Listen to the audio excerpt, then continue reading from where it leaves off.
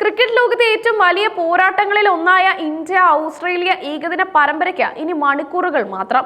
പെർത്തിൽ ഞായറാഴ്ച ആരംഭിക്കാനിരിക്കുന്ന പരമ്പരയ്ക്ക് മുന്നോടിയായി ഇരു ടീമുകളും കടുത്ത പരിശീലനത്തിലാണ്.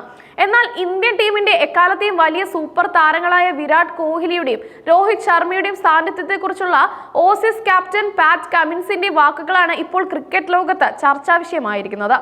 ഓസ്ട്രേലിയൻ മണ്ണിൽ കോഹ്ലിയും രോഹിത്തും ഒരുമിച്ച് കളിക്കുന്ന അവസാനത്തെ പരമ്പരയായിരിക്കാം ഇത് എന്ന നിരീക്ഷണമാണ് പാറ്റ് കമ്മിൻസ് പങ്കുവച്ചത്.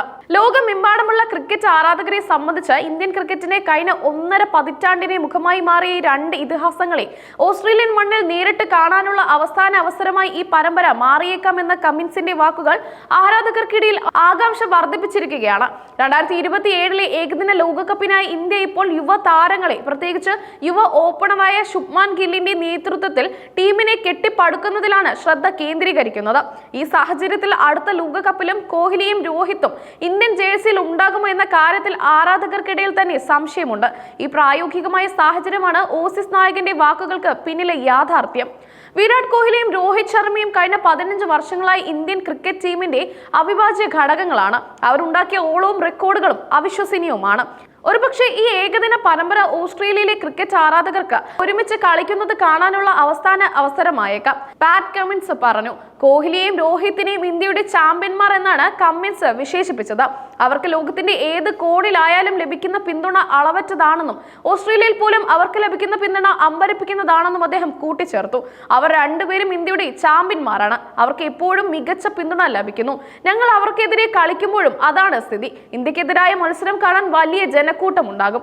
ഓസ്ട്രേലിയയിൽ ആവേശം തുടങ്ങിക്കഴിഞ്ഞു, കമ്മിൻസ് വ്യക്തമാക്കി. ഈ രണ്ട് സീനിയർ താരങ്ങളെയും ആരാധകർ എത്രമാത്രം വില മതിക്കുന്നു എന്നതിന്റെ തെളിവാണ് കമ്മിൻസിന്റെ വാക്കുകൾ.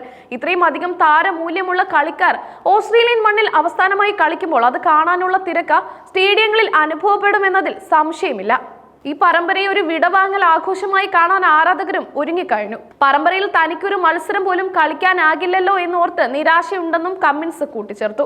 ഓസ്ട്രേലിയൻ ടീമിന്റെ നായകന് പോലും കളിക്കാത്തതിൽ ഈ രണ്ട് ഇതിഹാസങ്ങളെ നേരിടാൻ കഴിയാത്തതിലുള്ള വിഷമം പ്രകടിപ്പിക്കുമ്പോൾ ഈ പരമ്പരയുടെ പ്രാധാന്യം എത്രത്തോളം ഉണ്ടെന്ന് വ്യക്തമാണ്. പരുക്കോ മറ്റ് കാരണങ്ങളോ മൂലം കമ്മിൻസ് ഈ പരമ്പരയിൽ നിന്ന് വിട്ടു നിൽക്കുകയാണ്.